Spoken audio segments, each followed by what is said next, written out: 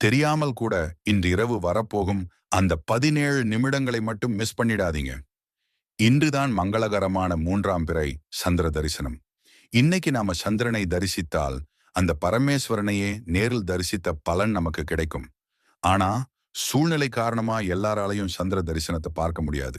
அப்படி பார்க்க முடியாதவங்க இன்னைக்கு இரவு வரப்போற இந்த ஒரு முக்கிய நேரத்தை மட்டும் தவற விட்டுடாதீங்க.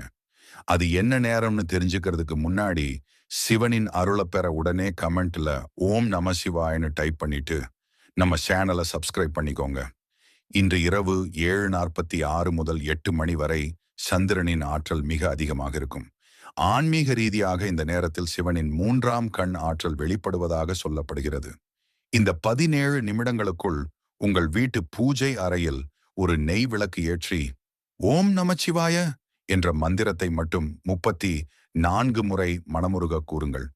உங்கள் வாழ்வில் உள்ள அனைத்து தடைகளும் நீங்கி சிவனின் பரிபூரண அருள் உங்களுக்கு கிடைக்கும்.